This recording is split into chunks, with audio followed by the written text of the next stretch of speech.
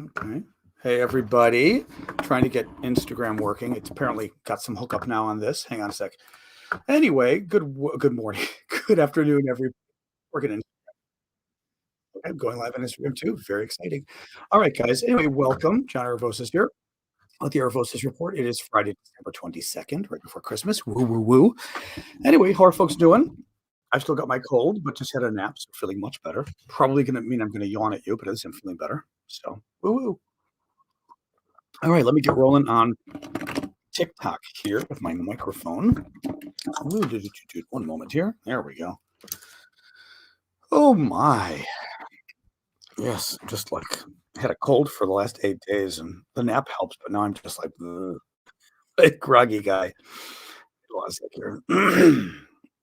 All right. You'll hear me cold coughing here. All right, TikTok. I'm back. I am back. Still not feeling great, but I'm back. All right, going live. Boom. That should do it. Oh, happy Friday, everybody. We are back tomorrow with our Saturday update for our our monthly subscribers on TikTok, YouTube, and everywhere else. So join us on TikTok and elsewhere for that. There we go. All right, welcome everybody. Oh boy, I should have had some tea. I'm still in groggy land right now. Hey, Succeed. Hey guys, at Mom's still. Yep, for another couple weeks at Mom's. 2 more weeks. 2 more weeks, and I'm back in DC. Crazy. Anyway, hey Zerbatsy, welcome everybody. Hey Ash. Oh boy, my hair looks great. Exactly. The important news today is that my hair looks okay. Good. Very important to know these things. As I was saying, remember tomorrow morning. Thank you, Carol, for the gift. Tomorrow morning, we've got our monthly show that I do for TikTok subscribers and Discord subscribers and all the monthly subscribers. So basically, the folks who buy a monthly subscription to help me out, you can still do that on TikTok. You can go to my homepage on TikTok, look at the thing that says subscriptions or something, and click that in my profile, and you can sign up. You guys can do it on YouTube at the bottom of the screen with a dollar sign. Sign up for memberships. Thank you, Mark and Ava. Lots of different ways to sign up. Twitch. Uh, Kofi. You can find Kofi via my Aravosis.com link for you guys or for you. You can find my profile URL there. Hey, Joe. I'm okay. I've got my cold still, so I just am sort of accepting the fact I'm going to have a cold for several more days. It's driving me crazy. I haven't had a cold this long, I think, ever that I can recall. Thanks, Eva. Thanks, Marie. It's not cold. I tested again yesterday. It's not COVID. So it's just some long cold thing. Anyway, hey guys, yeah, we'll start in a minute. As you guys know, I like to wait a couple of minutes just to join us and we'll get rolling here. Not a ton of news today, but we'll get our news anyway. Oh boy. Anyway, how are we all doing? Christmas stuff. I've got most of my Christmas shopping done. One little thing I've got to get to. Sasha is doing well. She is asleep on the chair next to me. Oh, I'm going to yawn at you guys because I had my nap about an hour ago to help me feel better from my cold. So that's good.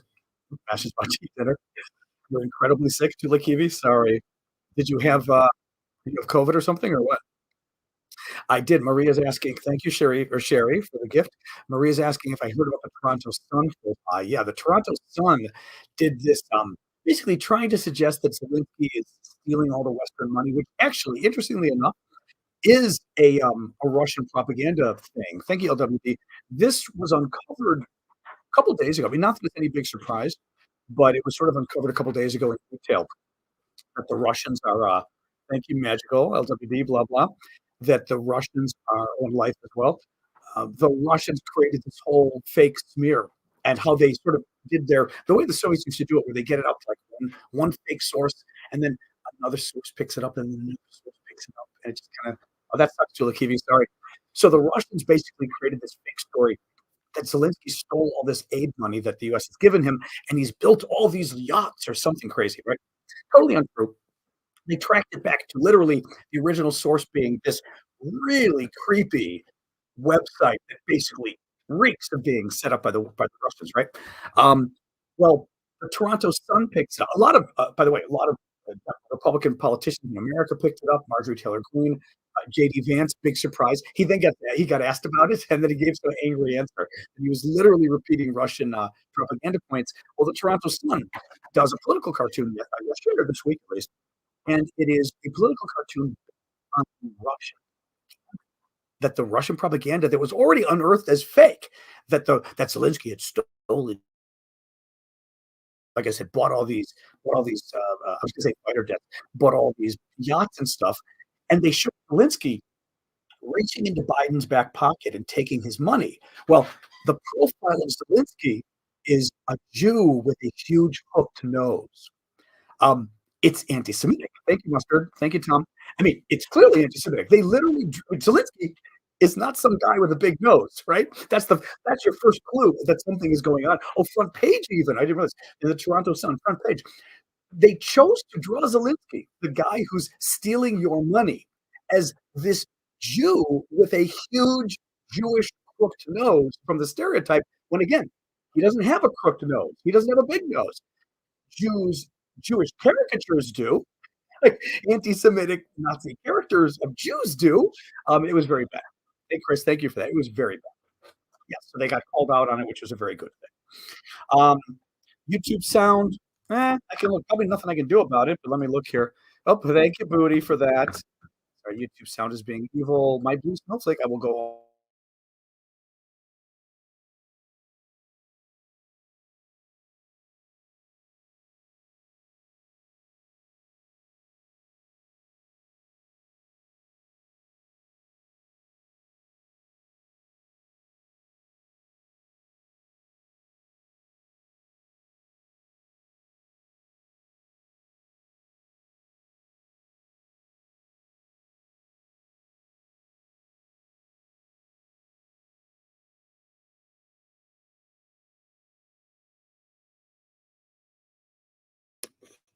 Oh, thank you, Booty. I like that. That's the new thing on TikTok, the new reindeer thing. All right, I just refreshed the page on YouTube. Is YouTube any better for the sound, guys? Sorry, real quick. Otherwise, I'm gonna. If YouTube is well, no, I had to refresh the page, so you were disappearing. 1 second, guys, on TikTok problem, and then we're gonna jump in with the news. Okay, YouTubers, let me know. Is the sound fine now or not? I refreshed the page and everything. Okay, good. All right, YouTube is back. YouTube is back. Grand. It's grand. Lovely. All right, you TikTokers. So let's start the show. The way we do this, as you guys know, thank you, LWD and Pedro, for the gifts there. The way is I will go through the news first. Thank you, Derek and Fuller. Oh, nice snowstorm, Fuller. Thank you. And Booty. I like all the holiday stuff or the thematic stuff. I will go through the news of the day. I'm going to start with Ukraine as always. Then we'll do Gaza. There's not a ton of news. There's some really good Ukraine news, actually. Really good Ukraine news, which is kind of fun. And you know, of late, nice to hear. Thank you, Marie. Some news from Israel and Gaza. Some of it, I think, people kind of make sound bigger than it is. We'll talk about the United Nations. Thank you, Martin. But I'm not convinced it's very big news from the United Nations, to be honest. But we'll talk. Thank you, Booty. And let's go from there. And remember, please do keep the gifts coming. The reasons I thank folks for the gifts is not just, well, it's because it is nice to thank you for being generous, by the way. Thank you, Anthony. Very nice of you. And I'm getting better very slowly each day. But also because I do this full time and I do this as my job, so to speak. So in order to pay the bills and do this, I have been trying to make this work where your guys' gifts and the memberships and all that stuff we do pay the bills. So that's why I keep hitting you up for the gifts. Thank you, Pam, so that I can pay the bills and keep doing this. So if you like my broadcasts and you can afford it, only if you can afford it, feel free to help out. You can go to aravote.com and see a bunch of links for my PayPal, my Venmo. Thank you, Woody. PayPal, Venmo. Thank you, Joe. You can also go and sign up for memberships as well. Some of the mods can tell you how to do memberships on TikTok and YouTube. And remember, tomorrow morning, 11 a.m. Chicago time, noon Washington, D.C. time, I am doing my coffee talk, where we sit around, and for the paid monthly members, we hang out on TikTok and YouTube and everywhere else. Not on YouTube. The rest of you will be on Discord, actually. I'll set it up tonight. And Vlad will probably join us from Ukraine as well. All right, let me get rolling here. So today is day 664 of Vladimir Putin's special 3-day military operation in Ukraine. The big news today is that Ukraine shot down 3 Russian Su-34. I know I was going to get this wrong. Su-34 supersonic striker bomber aircraft. I am. You can tell like I'm not feeling well because I can't even read my script today. I always sort of write out kind of a script for the show, and I'm pretty good at it. I will admit, I do. I think I'm pretty good at this stuff, but you can tell when I'm a little out of it because all of a sudden I can't read anything. Bottom line, the Ukrainians shot down 3 huge Russian aircraft today. They are the most advanced Russian aircraft, shot them out of the sky. It looks like they're destroyed. They believe they used the American Patriot missiles. Not entirely sure yet, but it looks like they used the American Patriots. But 3 of these planes, these Su-34s, I mean, they're the most advanced Russian aircraft. And 3 of them shot down like in the first hour. I mean, within an hour of each other is huge. The price tag, I'm told, to around 120 million. Thank you, Boy, Mom, and Crazy, and Carol, and Adventures, and thank you, everybody on TikTok. This is a huge deal that the Ukrainians did this. Now, is it enough? No, we need more. But this had to be a hell of a shock to the Russians. I mean, what's interesting to me is I'd love for somebody in the military. I don't know if any of you guys are up on this, but or when we get more of the reporting on this, why now? Right? Like, my question is, and Zelensky came out and announced it too, so I believe it's real. Thank you, Boy, Mom. But why now? Why suddenly were the Ukrainians able to knock down these 3 aircraft? Why suddenly did these 3 aircraft get knocked down? Why didn't they get knocked down before? Right? They've had Patriots before. Thank you, Jonathan. Was it a matter of moving the Patriots into some place the Russians weren't expecting it? Thank you, Timothy. Was it new Patriot missile systems that the U.S. provided? Or, again, not even the U.S. I think I'd read some people thought maybe, were these the ones from Germany possibly? There was a new Patriot missile system that got sent from one of our allies to Ukraine. It might have been Germany. But you know what I mean? Like, this is great, but why didn't this happen before? I mean, 3 within 1 hour is amazing. It's ridiculous, you know? Right? But like, so in other words, like, what is it that somehow made this possible that the Russians weren't expecting it? Right? Callum says extra systems have been put online. Rumor has it. Now, what does extra systems mean? Does that just simply mean they got a number of additional Patriot missile systems, batteries that we didn't know, that we, the public, didn't know about? You know, in other words, the Russians had no idea that more airspace was being covered. Okay, Mustard is saying yes. Okay. I mean, pretty wild, right? In any case, so this was great news. And I mean, it hurt the Russians badly. The one thing to keep in mind, too, I remember this from the beginning of the war. One of the things the military folks will tell you is it is a big deal for the Russians to lose aircraft. It's just as big a deal, if not more, for the Russians to lose pilots, because it takes years for these pilots to train to the point where they're good enough to fly these aircraft. These guys, I don't know. I mean, how many years do you think? Thank you, Ali, for that. How many years would a typical pilot of a plane like this have experience as a pilot? We're talking from going to flight school on up. I mean, how many years do you think it took him to get to the point where he's flying an Su-34? I don't know if anybody, again, if our military folks know. Tom is saying 10. A lot of people are saying 6 to 10 years. So between 6 and 10-ish. Yeah, that's the thing. I mean, that's a lot of time, right? You're losing a lot of it's both though. It's both though. The human lives, honestly, the only reason, thank you, Booty, the only reason the human lives matter in this case is because of how it impacts the Russian war effort. This isn't sad that the Russians are capacity is getting hurt. What is interesting is that it's hurting the Russians in terms of their stock of planes, and it's hurting the Russians in terms of their stock of pilots, because it takes a long time to build a pilot up to be that good. Someone else is saying 10 years. Anthony, thank you for that. Daniel's just saying get a shot of whiskey. You know, I've never tried that before, the whole whiskey thing for colds and stuff. I know that's like of course he's Irish, so you know. It's probably like, oh, it's your birthday, get a shot of whiskey. Oh, you've got a cold, get a shot of whiskey. Like, bad day at work? But I've never done the whiskey for colds thing. Who knows? Maybe it does work. You know, I've never been a whiskey guy, actually.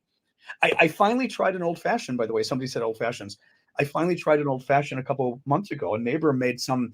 We had sort of drinks in the hallway with our dogs, and I surprisingly did not dislike it. Thank you, Booty. It was actually pretty tasty. I was very surprised. A shot of Arak. I can only imagine.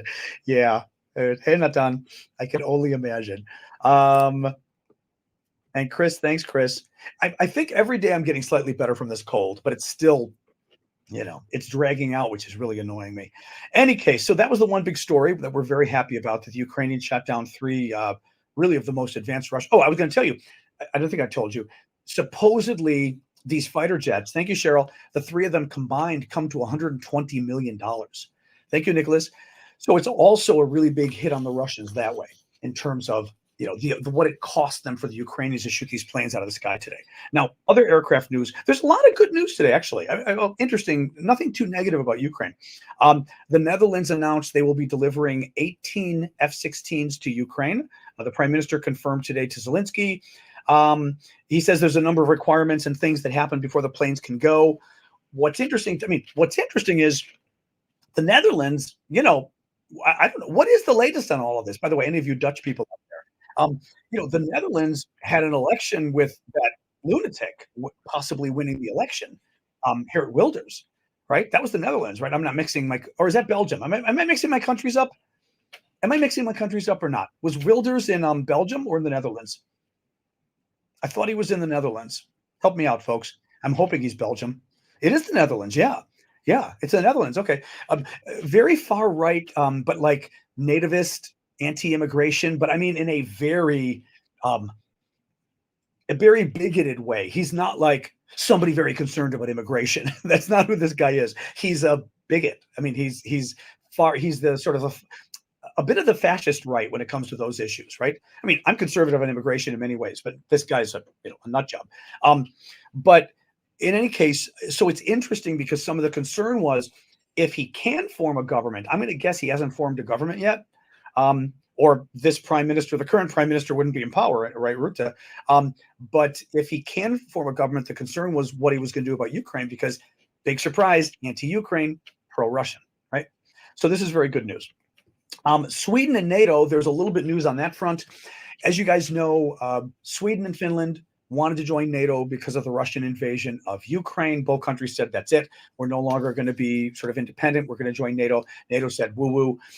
Finland has joined. We are still waiting for Sweden to join. Thank you, Joe, for the gift on TikTok. We're still waiting for Sweden to join because the way it works when you join NATO is every NATO country, in this case 31 right now, including Finland, every NATO country has to approve you joining.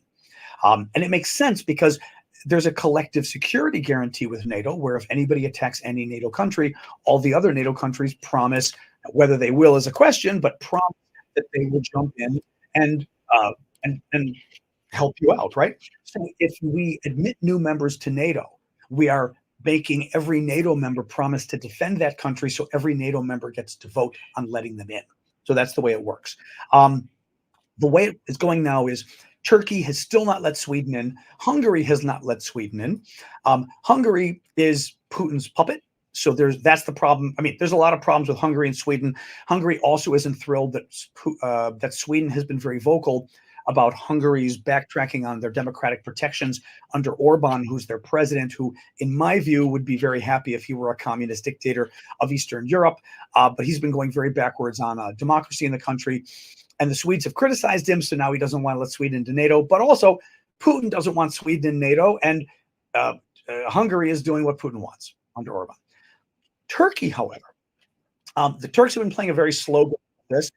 They submitted a few months ago the resolution to the Turkish parliament. The Turkish parliament, like the what's the committee called? The Foreign Affairs Commission of the Turkish parliament has to discuss it first and vote, and then the entire Turkish parliament will vote as well. The Foreign Affairs Commission apparently is going to consider the Sweden's NATO bid on Tuesday, this upcoming Tuesday, the day after Christmas. We don't know whether that means they're going to vote that day, so we'll see. But if they were to vote that day, it would be a big deal. And then the next step would be for the vote to go to the Turkish parliament overall. Now, again, let's see what happens. The Turks are clearly playing games. They like to play this sort of let's drag things out and then ask for stuff at the last minute. So I wouldn't be surprised if Turkey demands something else. And then, like I said, we still got Hungary to deal with, and Hungary's totally under Putin's thumb. So that could be an issue too. But nonetheless, good news, so to speak. Wall Street Journal had a really interesting story today about a little more news on Prigozhin and how he died. So Prigozhin is the guy that was heading up the Wagner Group, which is the mercenary group, the soldiers for hire fighting for Putin.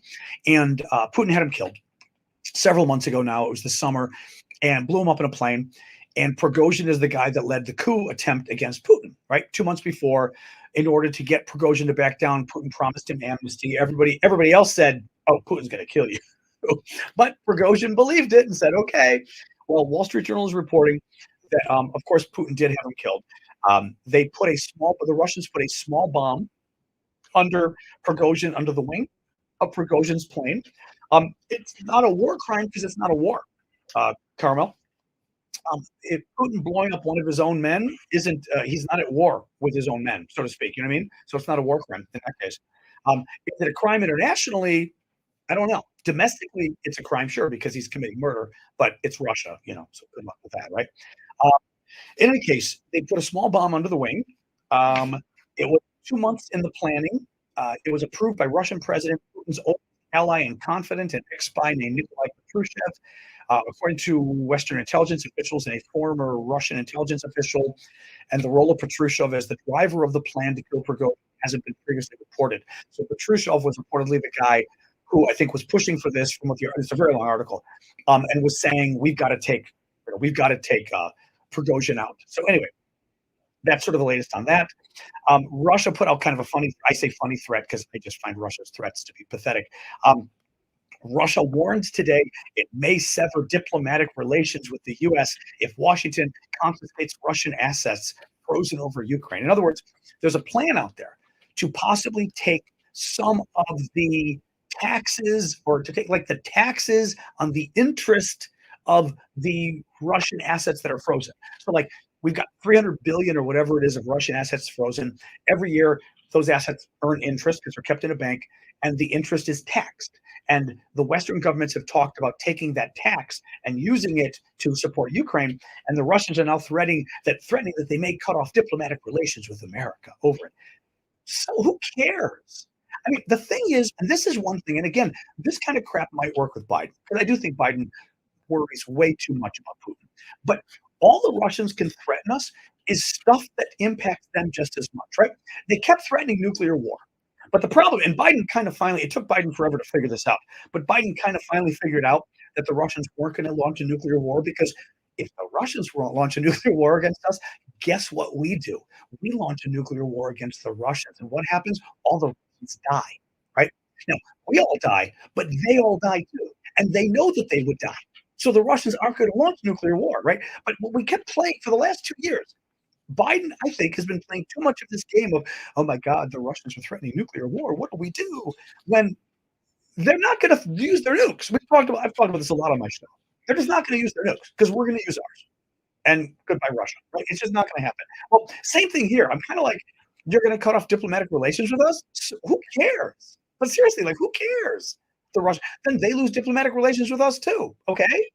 And like, I mean, do you really think it's going to ruin my Christmas that with a Russian ambassador has to leave? I mean, do you get it? Like, there's a weird, I don't know what it is with the Russians. They come up with threats and things that are just silly. They really are. Again, I wonder whether all of this is just meant for a domestic audience or what it is. Thank you, Simon. Whether it's meant for like a domestic Russian audience, but you know what I mean? Like, we may cut off relations. Ooh. You know what I mean? It's like somebody you don't like is saying, I may not call you anymore. Ooh, no, not that. It's just, anyway.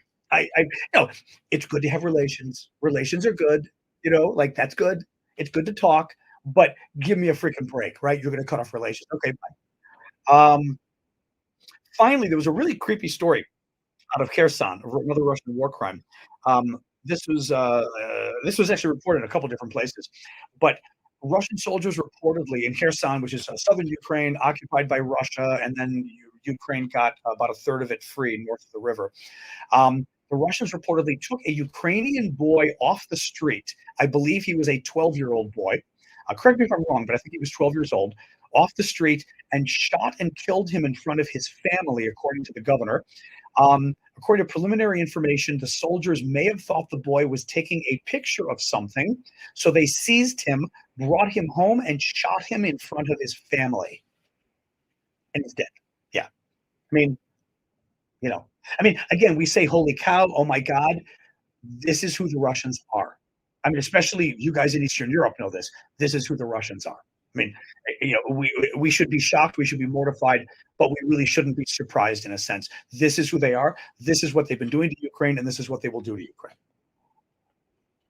All right, let's shift on to Israel.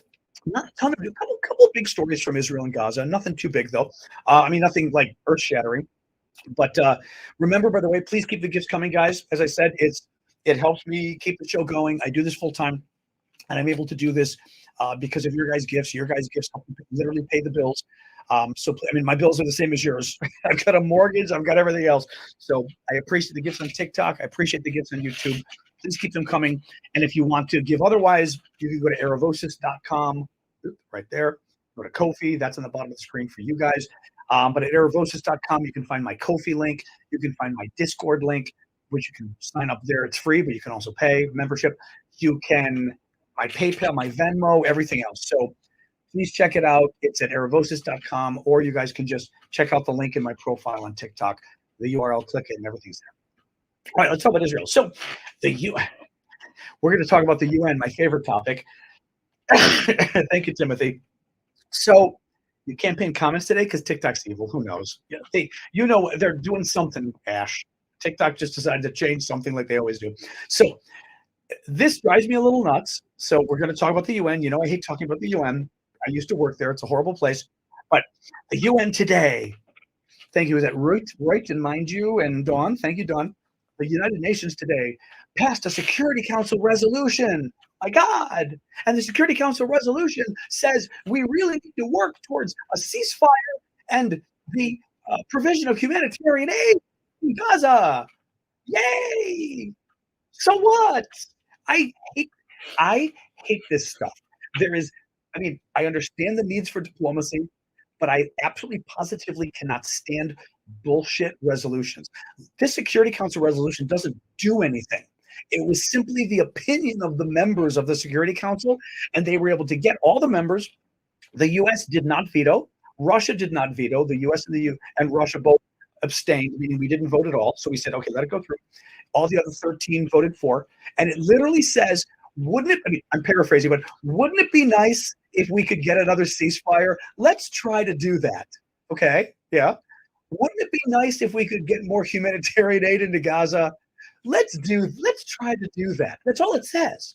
Guys, I hate stuff like this because this is just, I don't know what this is. I really don't. I don't understand how people think this stuff matters.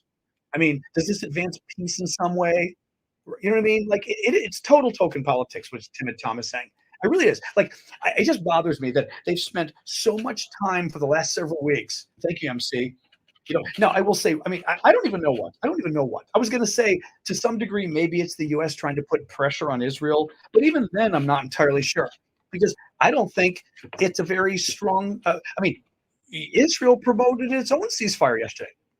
Yesterday, Israel came out and said, let's have another ceasefire based on the old ceasefire where we exchanged the prisoners and stuff. And Hamas said, no, we're not going to do it. So if anything, this like this latest proposal is more in line with Israel's thinking than Hamas's even. So I don't know. I'm only telling you guys this because I think it's important. Again, I don't really care what side you're on, but you need to understand that most of this kind of stuff is bullshit. Okay. And I just want you to understand that it just doesn't matter what the resolutions say, because a resolution that actually does something isn't going to do something. Now Paul says, how do you put pressure on Israel by abstaining? Well, it depends. It depends what the resolution is. If the resolution actually did something and in some way went against not just Israel, Hamas, by the way, too.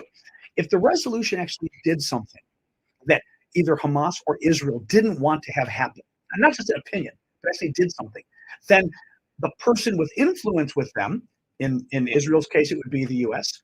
In Hamas's case, it would be Russia.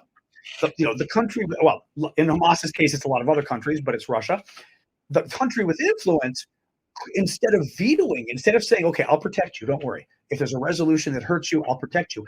The country, Russia or America, with the Palestinians or Gaza or Hamas or or Israel could say, I'm kind of pissed at you. You're not taking my advice. The next time a bad resolution comes through that hurts you, I'm just not going to vote. So instead of vetoing it on your behalf, I'm not going to vote and I'm going to let it go through.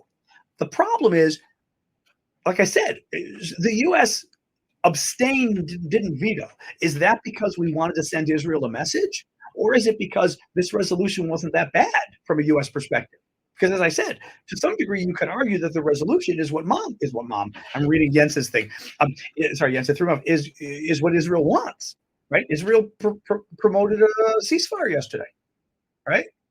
I mean, so Israel would probably say they don't have a problem with humanitarian aid going in as long as you can ensure that it doesn't go to Hamas. So I don't think it does anything. Israel isn't on the Security Council. I don't know who the 15 countries are in the Security Council right now. This is the sort of 15 countries on the Security Council are a select group among the, God, is it 200, 198 or something countries in the United Nations? So Israel isn't one of the ones voting anyway right now. Thank you, Chazak, for the gift. Anyway, a little bit more here. So anyway, just keep it in mind when you hear about this being a big success. I don't think it matters. I did like this though. Listen to this. Hamas spoke out though and said the resolution was an insufficient step, given that it does not include an international resolution to stop the war. Hamas that started the war, Hamas that broke by the way, when Hamas started the war on October 7th, they broke a ceasefire with Israel. Hamas that then started the war again, right? The reason the war started again a couple of weeks ago, there was a ceasefire, remember? And they were all exchanging hostages. Hamas broke the ceasefire. So that's why the war started again. And Hamas is literally saying, we're very disappointed because this doesn't stop the war. Hamas wants the war to continue. Hamas, I think this is the case. A lot of observers think part of the reason Hamas went so crazy in terms of what they did, burning people alive, all this kind of, cutting people's, they did cut people's heads off. We don't know if they cut babies' heads off, but we do know they cut people's heads off. In one of the videos, they literally show them doing it to a guy who's alive, mind you, is because we believe they wanted to so freak out the Israelis that they wanted to basically force the Israelis to go nuts. They wanted them to just make it, especially for an Israeli, right? Burning people alive. What does that remind you of? The Holocaust, right? They wanted to sort of pick the Ukrainian or peak the Israeli sensitivity, the psyche, so that Ukrainians, I'm calling it now, I'm mixing the issues, that the Israelis had no choice but to go nuts in responding. I don't think Hamas wants the war to stop. This war's been great for Hamas. The recent poll, another poll yesterday being discussed, not the one I talked to you guys about, showed that Hamas's sort of credibility internationally has gone up with Arabs and everybody else as far as being a great defender of the Palestinians. So from Hamas's perspective, that's great. Second of all, Israel, has this helped Israel's popularity? No. The war has hurt Israel's popularity, right? Now, the only thing the war has helped Israel, I would argue, water. I say helped. I don't mean helped, in that kind of a way, but I guarantee you, Israel's neighbors have looked. I was reading today, Martin Indyk, I think, or Induk, or I forget how to pronounce his name, the former either U.S. ambassador to Israel or Israeli ambassador to the U.S. I forget which. I think he might have been former U.S. to Israel, and he was talking about how criticizing Netanyahu and saying how, there's no way for Netanyahu to win this war. They're not going to be able to defeat Hamas. And I read it and I was thinking, well, but that's not the only thing this war is about. This war, remember when the attack happened on October 7th?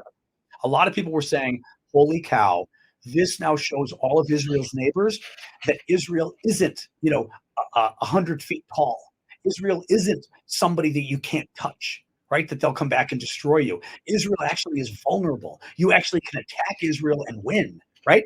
Well, now, 2 months later, if you're one of Israel's neighbors or a country in the region that is thinking of hurting Israel, now again, you can discuss the morality of this all you want and the legality, but Israel sent a very clear message that if you F around, you're going to find out if you attack Israel, that they don't care. If you can get the whole world pissed off and Israel is going to go after you and blow you up.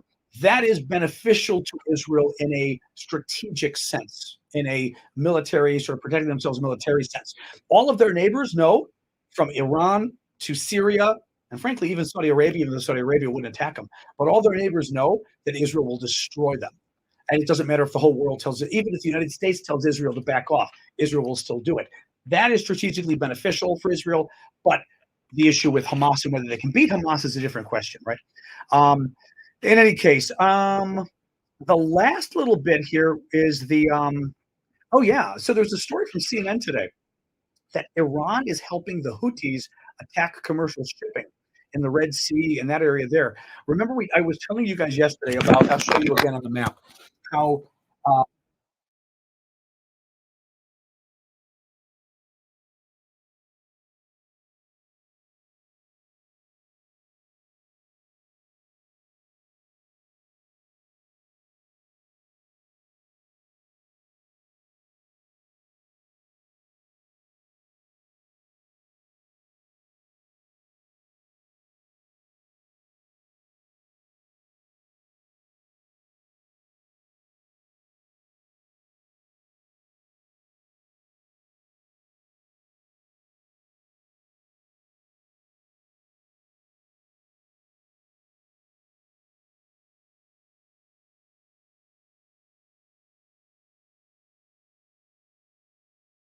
commercial shipping. And the U.S. has been talking about increasing protections. Oops, sound is off again on YouTube. Evil YouTube. Did I knock the microphone? Hang on. Sorry, TikTok. YouTube's being evil. 1 second here. Promising I'm going to get my. Let's try that. I keep promising I'm going to get a new microphone, and I keep not doing it for YouTube. I keep meaning to do it. In any case, so the report from CNN today. Newly declassified U.S. intelligence suggests that Iran has been deeply involved in planning the operations against commercial vessels in the Red Sea. This comes from National Security Council spokesperson. So this is somebody at the White House saying the Iran-backed Houthi rebels have launched over 100 attacks against a dozen commercial and merchant ships transiting the Red Sea over the past 4 weeks.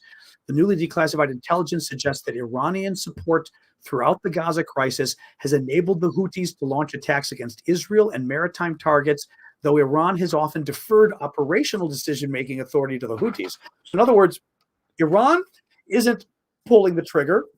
Iran isn't sort of saying, well, maybe they are saying go after this boat or that boat. Iran is trying to keep one step away so that they can sort of claim plausible deniability where they say, oh, we don't know what's going on. But U.S. intelligence shows that Iran is actually helping the Houthis attack shipping in these commercial sea lanes. That's bad. What Iran is trying to do is cause as much chaos as possible without doing enough that the U.S. needs to attack Iran. So basically, if they do too much, then we don't have a choice but to attack Iran.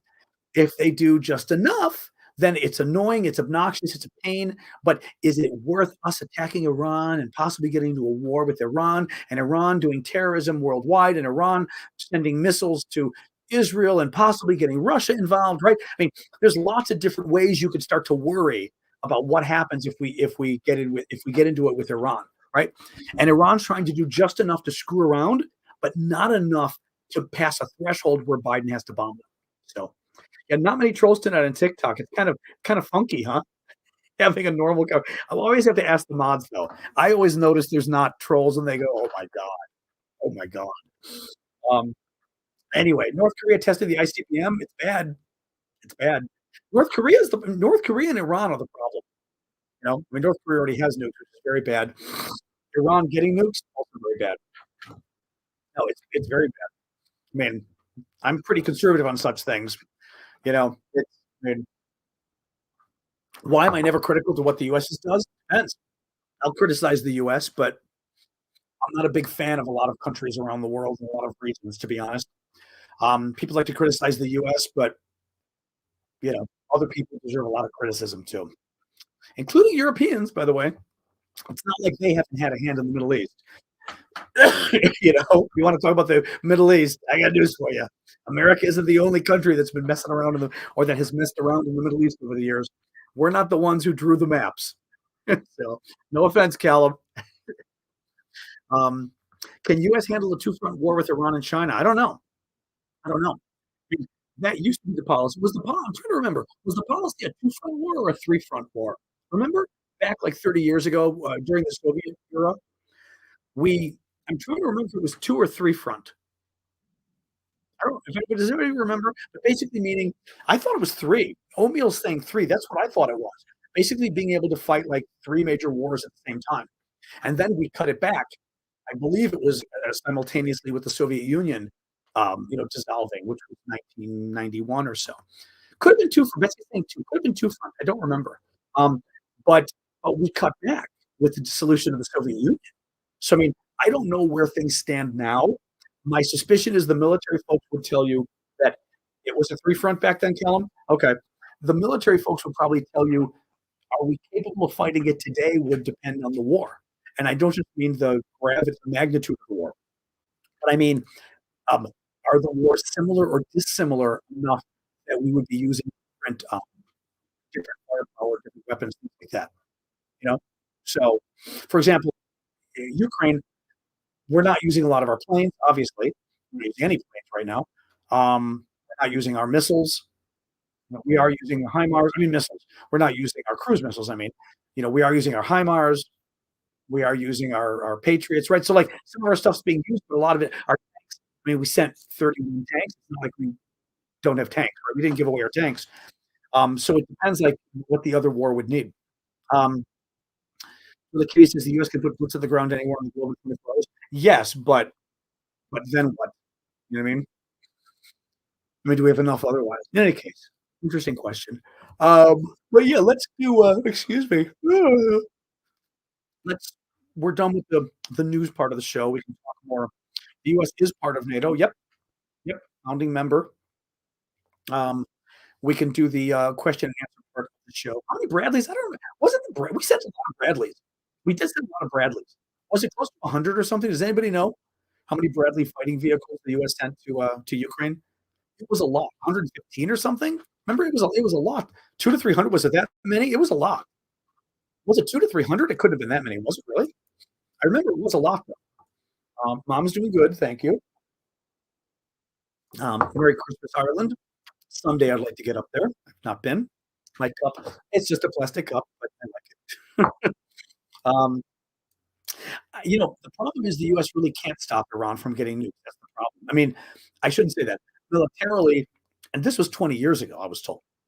20 years ago, I was told that if we wanted to stop Iran militarily from getting nuked, we would have to literally invade the country with a land invasion. That the Iranian nuclear program is so deep in the mountains, there'd be no way to cut it to do it. Now, you know, another way is to just so bomb the Iranian civilian leadership that you decapitate the country. The problem is to do that probably requires killing a lot of civilians, right? It might even require using nukes itself to do it. I mean, or a Moab, mother of all bombs. I mean, you, you know, eh, you, you could try to cause. I mean, you could try to cause so much damage in Iran to just decapitate the government and replace the government and use that to. But can you do it? And how many civilians would you have to kill? I'm not a big fan of Iran getting nuked. I'm not sure anything. I, I would accept a lot in terms of military action against Iran to stop them from getting nukes. North Korea, horrific that North Korea was allowed to get nukes. I mean, absolutely horrific. I mean, huge problem there, huge mistake. Iran, forget it. I mean, I don't know. I don't know. I mean, nukes. With the problem with nukes is, nukes is nuclear weapons. There's the obvious problem of large nuclear weapons killing a lot of people, but also the psychology of using nuclear weapons is a big deal. You know, the whole psychological impact of using nukes would be a big deal. So we wouldn't want to use using really large bombs could still cause a lot of damage, but they're not nukes. So, like, there's this again the psychological thing. EMP, electromagnetic pulse, like when you well, again, sure we have other ways that aren't nukes. Um, I don't know that that necessarily shuts down their nuclear program permanently. You know, Pakistan has nukes too, which isn't a great thing either. Yeah. I don't think we should let anybody else get nukes, to be honest. We should have I mean, it's imperialist and everything else, but do you really want Iran to have nuclear weapons? Do you really want North Korea to have nuclear weapons? I'm willing to be a little imperialist to stop that, you know? We should have sort of stepped in and said, "You know what? Nobody else is getting them." Um, but, you know, nothing to do. UAE has nukes. What do you mean, Daniel? Not a I've never heard that before. What do you mean? The Moab is the mother of all bombs. It's, I believe the is it the Moab, the bunker buster, like the big one that we either used or we were gonna oh, am I touching the sound again? Did it go off again on YouTube? Um, isn't that the one we used against bin Laden? Rumored for UAE. That's interesting. Wow, wow. Um, you know, I don't know how you stop Iran from getting nukes now. Again, other than going after the leadership and literally blowing up the Iranian government, taking them off the map. I don't know how else you do it otherwise. Um, you know, but I don't know that that's even sufficient. Man, that's what I thought. The cave buster. Yeah, we were either used it or we're talking about using it in Afghanistan against bin Laden. It's like just a huge bomb that again able to sort of penetrate mountains. But I'm not convinced it's enough to go after the nuclear stuff that's so deep in the mountains. At least 20 years ago, it wasn't. Again, the experts back then said, forget it. We would have. I forget whether. I forgot how many men they said we would need for the invasion. You know, Joshua C-130. If we were, in other words, how many men we would need to invade um, to take out their nukes. Would men on the ground would be bad. Why should Israel have nukes and Iran can't? Because Israel's far more trustworthy than Iran, but it doesn't really matter because Israel does and Iran doesn't. Is the issue. I don't think anybody else should have nukes at this point. We should just say no. You're not. You're not. It's too dangerous, and we're not willing to let anybody else use it. But Israel's had nukes for a very long time, and you haven't seen Israel use them or even threaten them. Iran, whoa! Imagine how Iran would. It's not even hypocrisy. Iran, are you kidding me? That government versus the Israelis? Like, Israel hasn't even threatened to use its nukes. Iran would threaten to use nukes every day. Thank you, Bulford. Come on. We could even. In other words, if you want to get into an argument about why Israel and not Iran, I'm happy to have it because Iran's going to lose. But also, it doesn't matter. Yeah, you don't let anybody else get them. That's why I said you use the imperialist argument. You just say no, nobody else. Nobody else gets them. It's too dangerous. Um, you know, um, what else?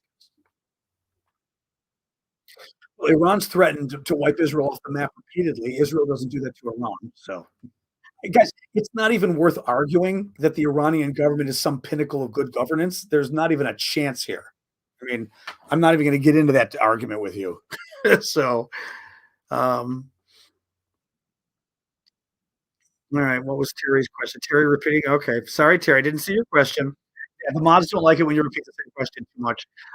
Yeah, I didn't see it though. Thank you, Sandy. Do you think the UN would be more effective if countries stationed their Secretary of State there? Not really.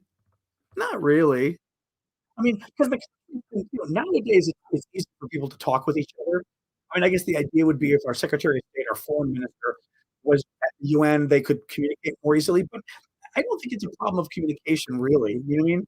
Because they can talk to each other now, with international communications and Skype and Zoom and everything else. So I don't think so.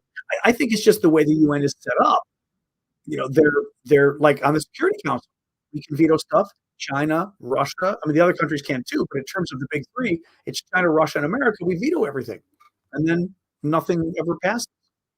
So it's like, okay, you know, it's just the way it's set up. You have to get basically unanimous consent of not unanimous consent. Am I squinting again? Sorry.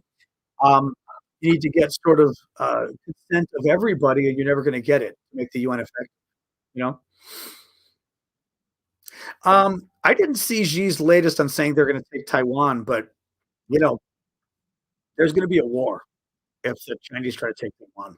We're going to go to war with Taiwan, with China over there. And the problem, I will say, the one thing that the Chinese need to realize is as much as I think the Ukraine situation sends a bad message to China because it looks like we're wimping out. Um, the Russians hate China. The Russians, sorry, the Republicans. The Republicans hate China. And the Republicans, there isn't a chance in hell the Republicans are going to say, "Oh no, let's not go to war with China over Taiwan." They're going to be dying to go to war with China over Taiwan. And Democrats are supportive. Republicans are like slobbering at the teeth. So that's the one mistake people worry. I think Chinese need to make sure they don't make is misreading American intentions because both political parties are happy to go to war with China, and the Republicans are dying to go to war with China. So it's true. It's true. I only allow you to disagree with facts. You have no. There you go. Thanks, Mod. I was going to get that person myself. Um, it's not really a moral compass, though. Abu Saif says, "Who has the moral compass to tell China don't take China?" It's not a moral compass. This is about, first of all, it's not morality. I don't think most countries care about morality. Most countries care about what they can get away with and what's good for them. China's going to do what it thinks is best for China. If China thinks that they're going to lose the war, China might not start the war. It's the US's job to convince China that they're going to lose the war if they try to take over Taiwan. That it's going to be so bloody and so bad economically for them that at best it will be what is called a Pyrrhic victory. A Pyrrhic victory is a really neat term that basically means you won the war, but you lost. Because literally, you know, imagine two countries are fighting and they both, the US and Russia, and we both nuke each other and we destroy both countries. But in the end, there's one person left in Russia and zero people left in America. So Russia won the war. Is that really victory? That's called a Pyrrhic victory. Literally, both countries are destroyed and you've lost the war, even though you won. You technically won, but you lost. So, yeah, we need to convince China that it's not worth it, not morally or ethically, but they're going to lose. It's the only way to do it. Only way to do it. Oh boy, excuse me. Ah, I don't know, Jens. The Republicans are very rabid about being anti-Chinese and about sort of their willingness to go to war. So I do. I think they're but basically their attitudes towards China are the same as their attitude towards Russia was when the Republicans used to understand what Russia was about. They still understand what China is about. Thank you, Becca. Gift on TikTok. They still I don't think there's any question about Republican willingness to go to war over Taiwan, and because of the computer chips, because of the threat it poses to Japan and our other allies, and yeah, I I hope the Chinese get it because I think there's gonna be a big war over it if they do it. And China better not misread the situation. And I think there'd be support for it in this country. I mean, there's no great love of China in this country. COVID didn't help. Um, but COVID also showed you how much Republicans hate the Chinese because they love using the Republicans using COVID to go crazy with the Chinese. There was who would win? Gunnerman is saying there was a recent war game the U.S. put out. Uh, I don't even know what it was 6 months ago, a year ago, or whatever. But it was reported on that the U.S. would win, but it would be very costly. That basically it would be a very damaging war, but at the end, the U.S. would win. Now, are we telling the truth? Right? I can only presume, but it would be a very bad war. And again, as long as China knows that, maybe it means they won't do it. China will do it eventually, but we're going to have to keep, an arms race with China to keep you from doing it. Basically, unfortunately, um, you know.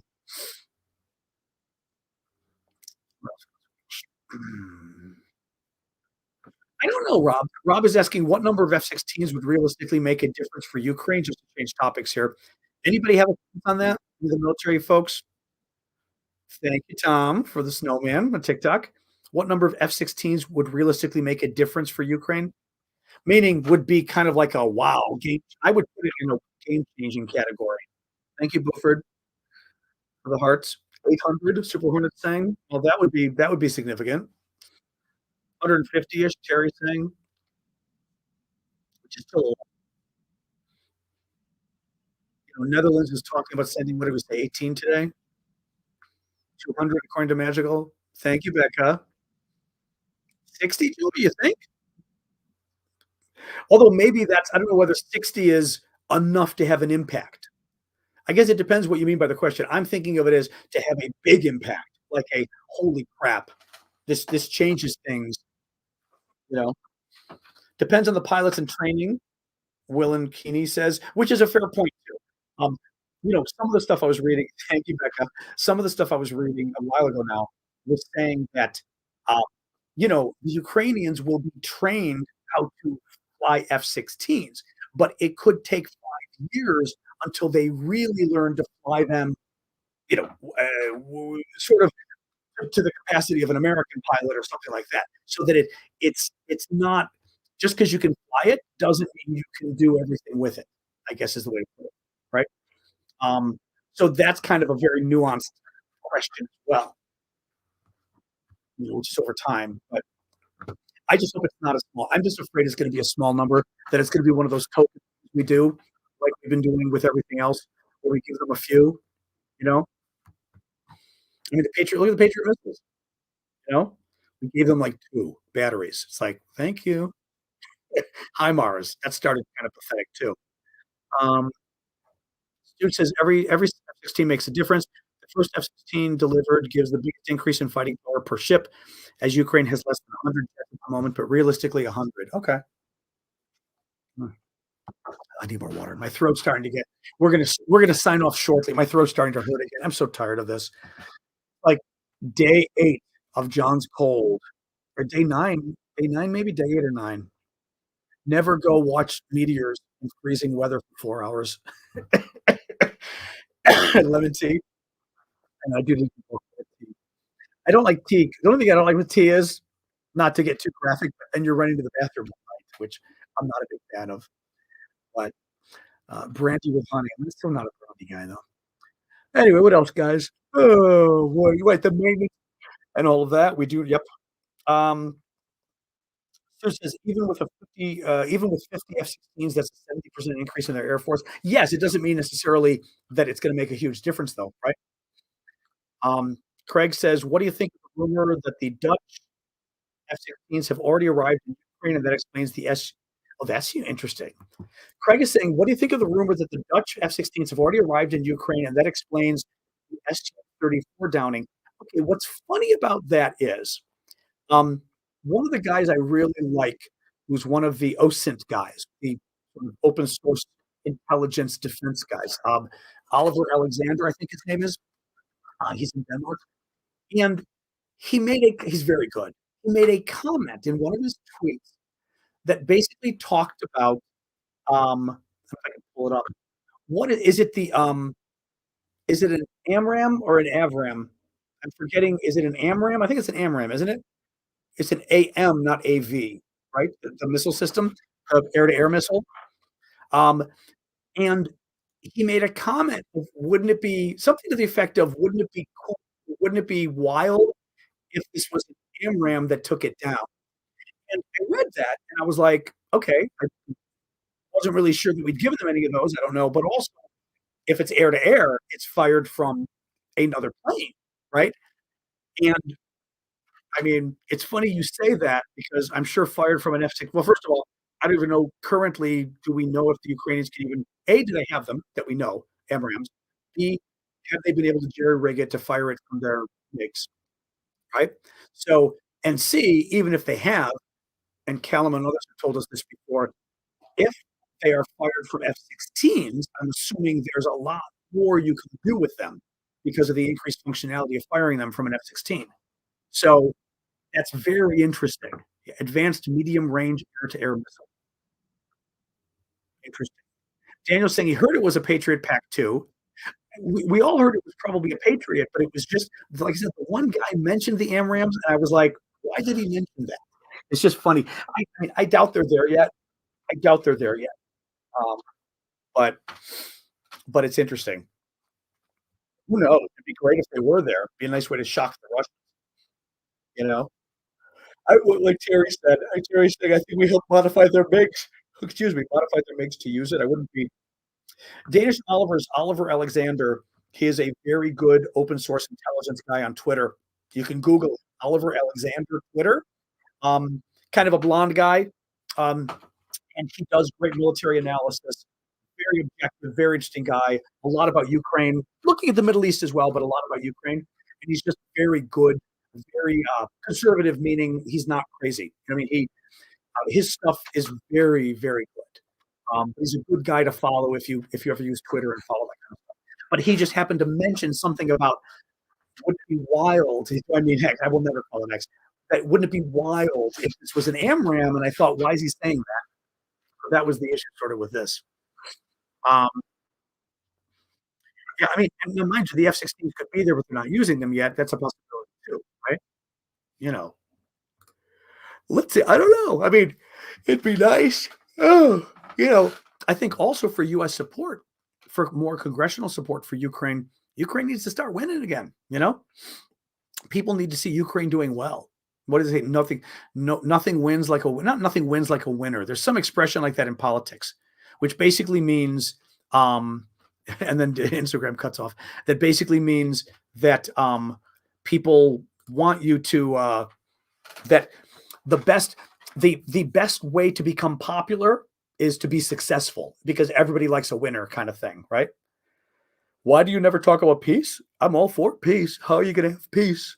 I mean, the Russians are trying to destroy Ukraine. So, excuse me, guys.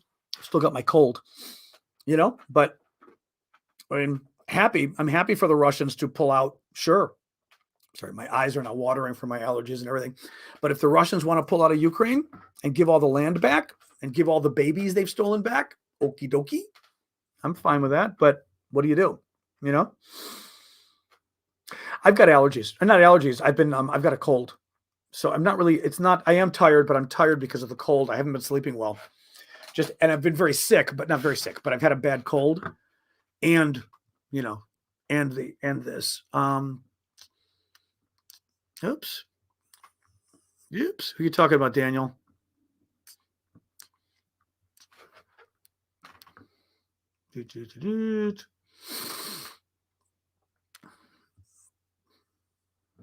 Nope. You're being funny, Daniel, or is there somebody we need to keep an eye on? What else, guys? Yeah, it'll be, oh, yeah, Alia, you got it too, huh? No, it's just a cold, but it's annoying. It's been like 8 days of a cold. I'm just tired of it. Oh, thank you. Who was that? Tarmo? Like a cousin of mine has a really nice Christmas Eve. Oh, okay. Christmas Eve thing at his house with lots of great food and all the relatives. But the way I'm feeling, I'm like, oh, I mean, I'm feeling better, but I wouldn't want to go to somebody's house, for Christmas Eve. If I were sick, they'd kill me, so, and it would be nice to go because I'm just exhausted. I'm just exhausted, Yeah, RSV is a respiratory virus that's going around as well to folks. This doesn't feel terrible though. So I'm hoping it's just a cold that will go away a little late. Anyway, all right, guys. Oh, gosh. I'm going to wrap it up. I'll do the quick wrap up of the recap of the show. We always like to kind of recap the stories we covered. And then, oh, that's right. I didn't think of that. We're not doing another show till Christmas, really. Oh, forgot about that. Thank you, Jonathan, for the gift. Yeah, so Christmas Day, unless I get really bored with my family, I probably won't be coming on. What I'm thinking, this tomorrow, though, we do have our coffee talk, where we get together and we hang out. I know whiskey, you guys and your whiskey, where I'll hang out with the monthly subscribers. So anybody who's got a monthly subscription on TikTok, that's all the SNN folks next to your name, Alex, Ash, and Marie, and everybody. You guys can join me on TikTok at 11 a.m. Chicago time. That's noon Eastern time, noon Washington, D.C. time. The rest of you, the monthly subscribers on I'm tired. On YouTube, Discord, Twitch, Ko-fi, you guys can join us on Discord at the same time, 11 a.m. Central, noon Eastern time, US. And anybody who's not a monthly subscriber, sign up. You can support me with a monthly contribution, which is very, very, very helpful. And you guys can do it on TikTok via the profile, click the link, the URL, or I said, don't do it. TikTok, just go to my profile and look for subscription. It tells you right there, and you can subscribe there. For the rest of you, you can go to erevosis.com and sign up. Or if you know Ko-fi, just go to Ko-fi and sign up. All right, let me give you a quick Hey, oh, did the snow globe? Oh, did somebody do a snow globe? Did I miss it? Sorry. Thank you, Alex, for that. Did somebody else do a snow globe? I hope I didn't miss the snow globe. Thank you, Jonathan. So I want to make sure I didn't sort of miss a few things here. Thank you, Super Hornet, for the hearts. All right, let me do a quick summary of the stories we covered tonight. In Ukraine news, Feliz Año Nuevo, Tomas.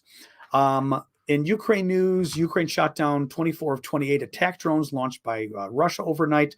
Ukraine reportedly downed 3 Russian Su-34 supersonic strike aircraft, which is a huge deal.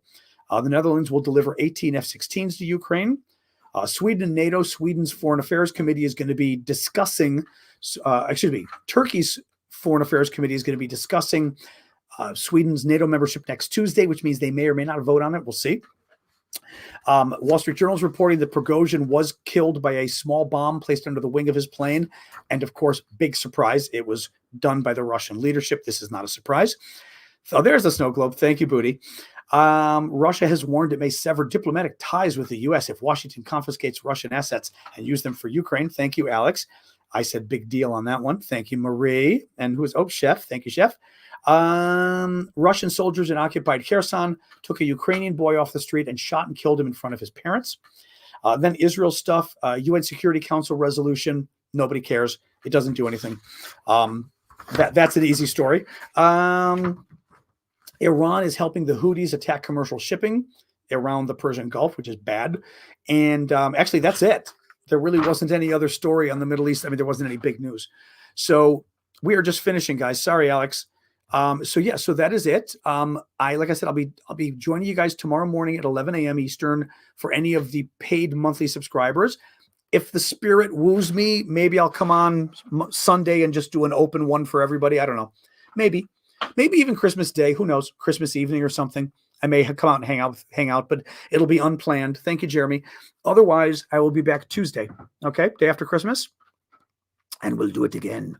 So, Merry Christmas, everybody. Everybody who celebrates, as they say. Otherwise, I'll see all the monthly subscribers tomorrow, and we'll go from there. All right. Anyway, thank you guys. Thanks for the gifts. Thank you, mods, again for moderating, and overall, thank you everybody for showing up. So, all right, see you guys, and I'm gonna go rest and eat, and hoping tomorrow I feel just a little bit better. But Vlad should join us tomorrow. He did say he was going to come tomorrow, which is very cool. I was going to tell you really quick. I forgot. Vlad sent me photos and pictures of the kids receiving the gifts we got them at the Children's Hospice in Ukraine. We raised $3,000 to buy Christmas gifts, candy and sweets, and also some games and toys and stuff for a children's hospice in Ukraine. Vlad sent me the picture. This is the picture of them receiving the stuff we sent for them. Each kid's got a little box of goodies, basically. You can see. Thank you, adventurers. There you go. So each kid has got the same little purple box, which is very cute. I'm going to show you really quick. Well, it was kind of funny. He had another picture, and it was there was another video. The video made me laugh because in the video we also sent them oranges and mandarins. I guess they didn't have fruit. So among other things, that's all the kids. Among other things, you can see the boxes of oranges next to them, which I thought was kind of cute. And then there's a video of one of the guys delivering some of the boxes, and it's funny because on top of the boxes are panettone, Italian panettone, which are a Christmas and New Year's bread. And I asked Vlad, I said, is panettone common in Ukraine for New Year's? He said no. So I guess it was in the store and they wanted to get them something nice and sweet and holiday-ish. King, we already ended the donation. I'd have to ask Vlad. Thank you, Alex. I'd have to ask Vlad if it's worth donating anymore. I don't know if it's. I don't know that. Let me ask Vlad first tomorrow.